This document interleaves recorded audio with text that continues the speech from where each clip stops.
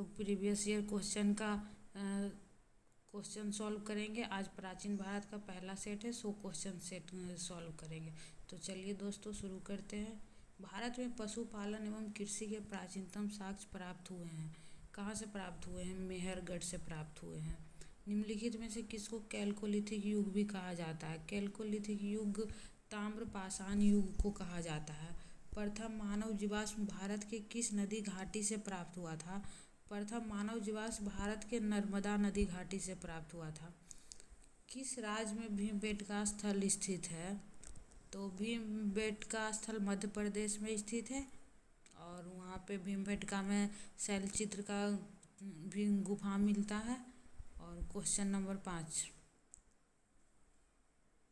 इसमें मिलान करना है। तो क्या बोल रहा है? नवपाषाण कालीन स्थल और इन नवपाषाण कालीन स्थलों के स्थान को मिलान करना है। तो उतनूर तेलंगाना में है, चिरांद बिहार में है, गुपकराल कश्मीर और पाइमपल्ली तमिलनाडु में है।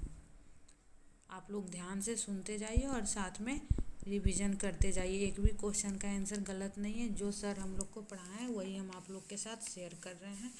तो प्लीज़ आप लोग जुड़िए।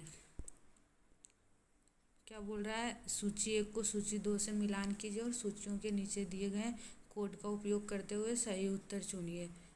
तो आहाड़ हो जाएगा बनास, कायथा हो जाएगा काली सिंध, स्वाल्दा हो जाएगा ताप्ती, मालवा का होगा नर्मदा नदी घाटी।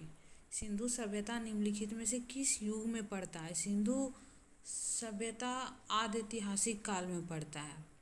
सिंधु घाटी सभ्यता की सबसे महत्वपूर्ण विशेषता क्या है? सिंधु घाटी सभ्यता की कोई एक महत्वपूर्ण विशेषता नहीं है। इसमें हो जाएगा पक्की ईंट से बना इमारत भी, प्रथम असली मेहराब भी, पूजा स्थल और कला और वास्तुकला, इनमें सभी होगा। इसका आंसर हो जाएगा उपयुक्त में से एक से अधिक। किस शहर में मिनी हड़प्पा के नाम से जाना जाता है? मिनी हड़प्पा नाम से जाना जाता है लोथल। निम्नलिखित में से कौन सा एक हड़प्पा का बंदरगाह है? हड़प्पा का बंदरगाह होगा लोथर। कौन सा हड़प्पा कालीन स्थल गुजरात में है? कौन सा हड़प्पा कालीन स्थल गुजरात में है? लोथर ये गुजरात में। कौन सा जानवर सिंधु घाटी सभ्यता के लोगों को नहीं पता था?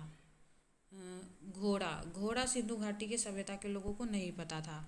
किस हड़प्पा कालीन स्थल से टेराकोटा का हल प्राप्त होता है? टेराकोटा का हल प्राप्त होता है बनावली से। किस हड़प्पन नगर में जूते हुए खेतों के निशान मिले हैं? कालीबंगा से ही जूते हुए खेत के निशान मिले हैं। कौन हड़प्पा और मोहनजोदड़ो के उत्खनन से संबंधित नहीं है? तो हड़प्पा और मोहनजोदड़ो के उत्खनन से संबंधित नहीं है B.A. स्मिथ। बाकी R.D. बनर्जी, K.N. दीक्षित और M.S. वत्स, ये सब हड़प्पा और मोहनजोदड़ो के उत्खनन से संबंधित है। हड़प्पा में मिट्टी के बर्तनों पर सामान्यतः किस रंग का उपयोग हुआ है? हड़प्पा के मिट्टी के बर्तनों में सामान्यतः 2 रंग का उपयोग हुआ है, लाल और काला। क्योंकि इसमें काला नहीं है तो आंसर हो जाएगा option A Lal. IIT Kharagpur के अध्ययन दल की रिपोर्ट के अनुसार लगातार कितने वर्षों की 9 के बराबर वर्षा का होना सिंधु घाटी सभ्यता के पतन का कारण रहा था? वैसे तो ये लॉजिकली गलत है क्वेश्चन का आंसर, क्योंकि ऐसा कभी हो ही नहीं सकता है कि 9 वर्ष लगातार बारिश ना हो। लेकिन आयोग इसमें 900 वर्ष माना है आंसर, तो इसका आंसर हो जाएगा 900 वर्ष। अब आइए दोस्तों वैदिक काल में देखते हैं। क्वेश्चन नंबर 18, प्रारंभिक वैदिक काल के दौरान कौन सा शहर प्राचीन मगध साम्राज्य की राजधानी के रूप में कार्य करता था? तो इसका आंसर हो जाएगा राजगृह। ऋग्वेद का कौन सा मंडल पूर्णतः सोम को समर्पित है? ऋग्वेद का 9वां मंडल सोम को समर्पित है। ऋग्वेद संहिता का 9वां मंडल पूर्णतः किसको समर्पित है? तो इसका आंसर हो जाएगा सोम और पेपर नामकृत देवता का। गायत्री मंत्र किस पुस्तक में मिलता है? गायत्री मंत्र किस पुस्तक में मिलता है दोस्तों? ऋग्वेद में मिलता है। किस काल में किस काल में अछूत की अवधारणा स्पष्ट रूप से उद्धृत हुई थी, मतलब उजागर हुआ था? धर्मशास्त्र के समय में अछूत की अवधारणा स्पष्ट रूप से उद्धृत हुई थी। भारतीय उपमहाद्वीप में लोहे का प्रयोग कब शुरू हुआ था? भारतीय उपमहाद्वीप में लोहे का प्रयोग हुआ था 1500 बीसी पूर्व। तो इसका आंसर हो जाएगा उपयुक्त में से कोई नहीं। बोगज कोई का महत्व इसलिए है कि वहाँ जो अभिलेख प्राप्त हुए हैं उनमें वैदिक देवी एवं देवताओं का वर्णन मिलता है। यही ऑप्शन ए इसका सही आंसर है। प्रसिद्ध 10 राजाओं का युद्ध किस नदी के तट पर लड़ा गया? प्रसिद्ध 10 राजाओं का युद्ध पुरुषनी नदी के तट पर लड़ा गया और उसको रावी भी कहते हैं। अब बौद्ध धर्म में आ गए हम लोग। गौतम बुद्ध का जन्म कहाँ हुआ था? गौतम बुद्ध का जन्म हुआ था लुम्बिनी में। बोध गया में किसे ज्ञान प्राप्ति हुई थी? बोध गया में किसे ज्ञान प्राप्ति हुई थी? ऑफकोर्स गौतम बुद्ध को ही हुआ था।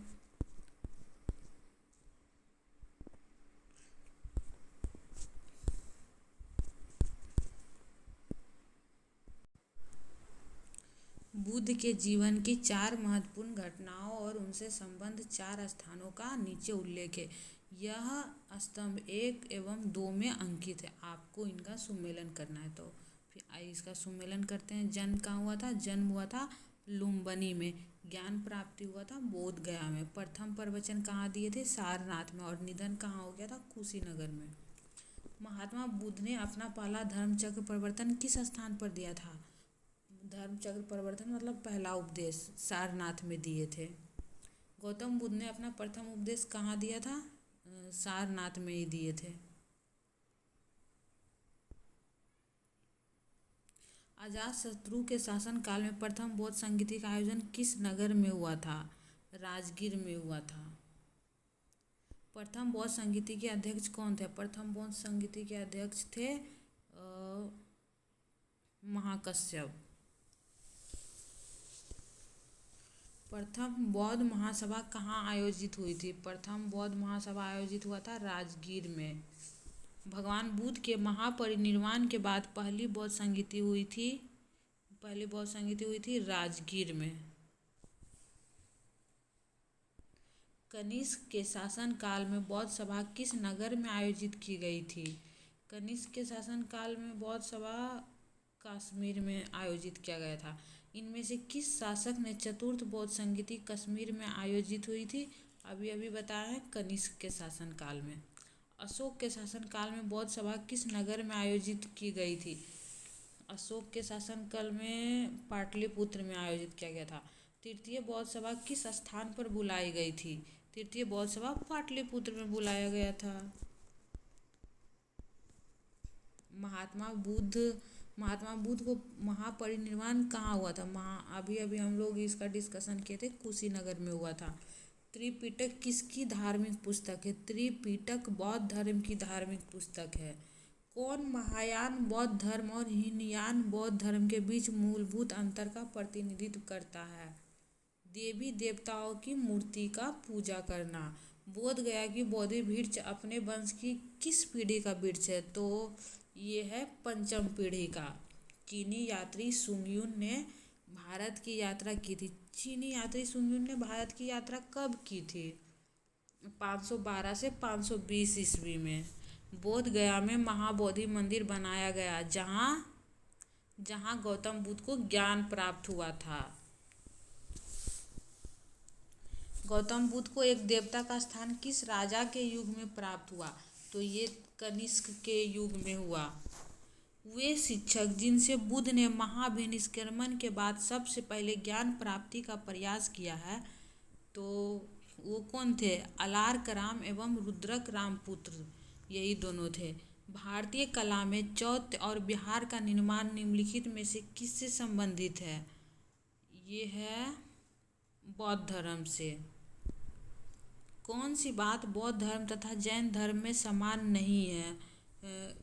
आत्मदमन ऐसा है जैसे कि बौद्ध धर्म में बहुत ज़्यादा कठिन नहीं है और जैन धर्म में बहुत ही कठिन है। उसमें संलेखना और संथारा होता है जो कि अन्न जल त्याग के उसके जो शिष्य होते हैं जिसको अपना आत्मदमन करके अपना आत्महत्या करने जैसा ही एक कुछ होता है, तो वैसे ही उसमें आत्मदमन एक समान नहीं है। नालंदा विश्वविद्यालय ज्ञान का महान केंद्र था, बौद्ध धर्म का। ज्ञान का महान केंद्र था बौद्ध धर्म का। नालंदा विश्वविद्यालय में ज़्यादा बौद्ध धर्म का ही पढ़ाई हुआ करता था। बुद्ध की प्राचीनतम प्रतिमा किस शैली में प्राप्त हुई है? बुद्ध की प्राचीनतम प्रतिमा मथुरा शैली में प्राप्त हुआ है। विश्व का सबसे ऊंचा कहा जाने वाला विश्व शांति स्तूप बिहार में कहाँ है? राजगीर में। बोध गया में महाबोधि मंदिर बनाया गया, जहाँ कहाँ बनाया गया? अभी अभी हम लोग डिस्कस किए थे, गौतम बुद्ध को ज्ञान प्राप्त हुआ था, वहीं महाबोधि मंदिर बनवाया गया था। महावीर स्वामी का जन्म कहाँ हुआ था? महावीर स्वामी का जन्म हुआ था कुंडग्राम में। अब हम लोग जैन धर्म का क्वेश्चन में आ गए हैं। भगवान महावीर का प्रथम शिष्य कौन था? भगवान महावीर का प्रथम शिष्य था जमाली। जैन धर्म के प्रवर्तक महावीर जी का मोक्ष स्थान कहाँ स्थित है? जैन धर्म के प्रवर्तक महावीर जी का मोक्ष स्थान स्थित है पावापुरी में। महावीर जैन की मृत्यु किस नगर में हुई थी? पावापुरी में ही हुआ था मृत्यु उनका। बराबर की गुफाओं का उपयोग किसने आश्रय गृह के रूप में किया था? आजीवक संप्रदाय के लोग, जो आजीवकों के नाम से जाने जाते थे, उन्होंने ही किया था। निम्नलिखित में से कौन सबसे पूर्वकालिक जैन ग्रंथ कहलाता है? सबसे पूर्वकालिक जैन ग्रंथ 12 अंग कहलाते हैं। 12 अंग सबसे पहला वही है। उसके बाद आएगा 12 उपांग, उसके बाद आएगा 14 पूर्व, उसके बाद आएगा 14 उपपूर्व। त्रिरत्न या तीन रत्न जैसे सटीक ज्ञान, सच्ची आस्था और सटीक क्रिया निम्न में से किससे संबंधित है? ये तो जैन धर्म से है। कौन सी बात बौद्ध धर्म तथा जैन धर्म में समान नहीं है? आत्मदमन। अभी अभी हम लोग इस क्वेश्चन को किए हैं, तो आप लोग याद रखिएगा, इसका आंसर होगा आत्मदमन। आजीवक संप्रदाय के संस्थापक थे मखली गोसाल। पाटलिपुत्र में बुलाई गई प्रथम जैन संगीति के अध्यक्ष कौन थे? पाटलिपुत्र में बुलाई गई प्रथम जैन संगीति के अध्यक्ष थे स्थूलभद्र।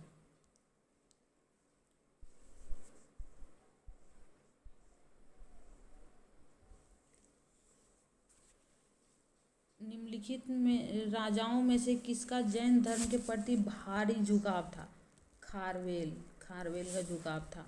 वह स्थान जहाँ महावीर ने पूर्ण आध्यात्मिक ज्ञान, कैवल्य ज्ञान प्राप्त किया है, जगह का नाम है जुम्बिक ग्राम।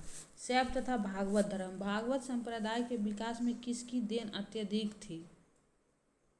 भागवत संप्रदाय के विकास में किसकी देन अत्यधिक थी? गुप्त वंश की। नागपंथियों, सिद्धों और योगियों ने भक्ति धर्म को किस क्षेत्र में लोकप्रिय बनाया? उत्तर भारत में। 6वीं शताब्दी ईस्वी पूर्व राजनीतिक दशा। पाटलिपुत्र के संस्थापक कौन थे? उदयन। पाटलिपुत्र को किस शासक ने सर्वप्रथम अपनी राजधानी बनाया? चंद्रगुप्त मौर्य ने बनाया सर्वप्रथम अपनी राजधानी। किस शासक ने अपनी राजधानी पाटलिपुत्र में स्थानांतरित की थी? ये तो किया था उदयन ने। आप लोग सिर्फ मेरे साथ साथ सुनते जाइए, धीरे धीरे शायद आप लोग को भी याद हो जाए। आप बिहार का कोई भी एग्ज़ाम देना चाहते हैं, वो दरोगा का हो, बिहार पुलिस का हो, या फिर कोई भी, तो उसमें अगर ये सब क्वेश्चन हिस्ट्री पूछता है तो वो पूछेगा, या फिर टीचर का हो, तो आप लोग ये सब देख सकते हैं। सारा प्रीवियस ईयर क्वेश्चन है। किस राजा ने पाटलिपुत्र बसाया था? बताया था? उदयन ने बसाया था। किस शासक द्वारा सर्वप्रथम पाटलिपुत्र की राजधानी के रूप में चयन किया गया था? उदयन के द्वारा किया गया था। प्राचीन काल में गंगा के दक्षिण क्षेत्र को क्या कहा जाता था? प्राचीन काल में गंगा के दक्षिण क्षेत्र को क्या कहा जाता था? इसका आंसर होगा इनमें से कोई नहीं। प्रथम मगध साम्राज्य का उत्कर्ष किस शताब्दी में हुआ था? प्रथम मगध साम्राज्य का उत्कर्ष 6वीं शताब्दी में हुआ था। मिलान करने के लिए बोल रहा है महाजनपद और महाजनपद की राजधानी। तो मल का हो जाएगा कुशीनगर, अंग का हो जाएगा चंपा, और गांधार का हो जाएगा तक्षशिला, और वत्स का हो जाएगा कौशाम्बी। और इसका आंसर हो जाएगा ए। विश्व का पहला गणतंत्र वैशाली में किसके द्वारा स्थापित किया गया था? लिच्छवी के द्वारा। ये तो सबको पता है, बहुत ही पॉपुलर क्वेश्चन है। ईसा पूर्व 6वीं सदी में विश्व की प्रथम गणतंत्रात्मक व्यवस्था कहाँ थी? वैशाली में। मगध की प्रारंभिक राजधानी कौन सी थी? मगध की प्रारंभिक राजधानी राजगीर थी। पहले उसको गिरिब्रिज कहा जाता था। प्राचीन महाजनपद मगध की प्रथम राजधानी कौन सी थी? राजगीर था, तो इसमें ऑप्शन नहीं है, तो इसमें हो जाएगा उपयुक्त में से कोई नहीं। प्रारंभिक वैदिक काल के दौरान कौन सा शहर प्राचीन मगध साम्राज्य की राजधानी के रूप में कार्य करता था? इसका आंसर हो जाएगा राजगृह। महावंश के अनुसार बिंबिसार किस आयु में सिंहासन पर बैठा था?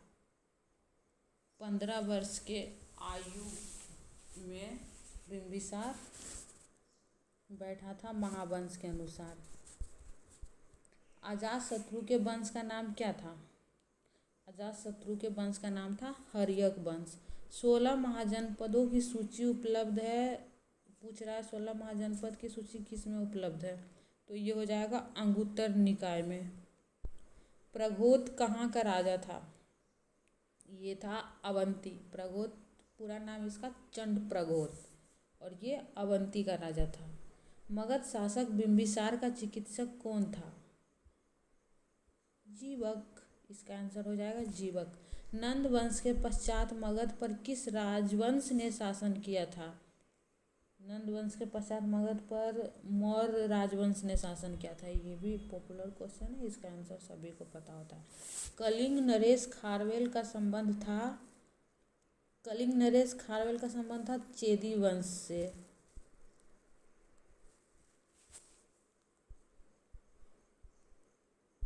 राजा खारवेल का नाम फ्यूग्रेस है। किस में? राजा खारवेल का नाम फ्यूग्रेस कहाँ लिखा हुआ? हाथी गुम्फा लेक के साथ लिखा हुआ है। अंग जनपद की राजधानी चंपा। बराबर पर्वत श्रृंखला स्थित गोरखगिरी किसके द्वारा विजित की गई? खारवेल के द्वारा।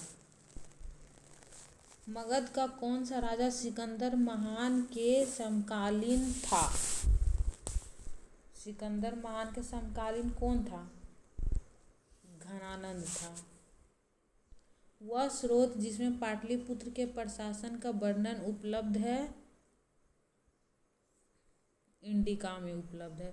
हून राजा तोड़मन किस अलौकिक राजा द्वारा पराजित किया गया था? प्रकाश वर्मन के द्वारा पराजित किया गया था। अब हम लोग आ गए मौर्य साम्राज्य में। सैंड्रोकोटस से चंद्रगुप्त मौर्य की पहचान किसने की? सैंड्रोकोटस से चंद्रगुप्त मौर्य की पहचान विलियम जोन्स ने की। भारत में पहले साम्राज्य की स्थापना किस शासक के द्वारा की गई थी? साम्राज्य की स्थापना चंद्रगुप्त मौर्य के द्वारा। किस मौर्य राजा ने दक्कन की विजय प्राप्त की थी? बिंदुसार ने किया था। जिसके ग्रंथ में चंद्रगुप्त मौर्य का विशिष्ट रूप से वर्णन हुआ है वह है विशाखादत्त। विशाखादत्त कौन लिखा था? मुद्रा राक्षस। देवी चंद्रगुप्तम। कौटिल्य की पुस्तक अर्थशास्त्र किस विषय पर आधारित है?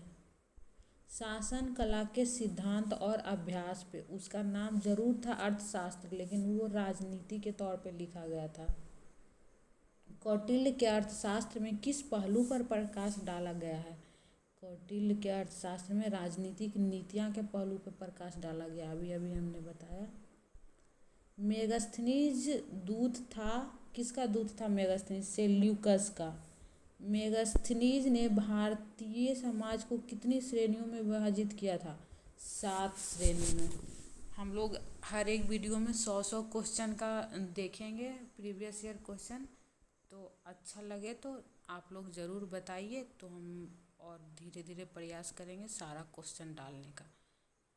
बहुत सारा क्वेश्चन है, कम से कम हमको लगता है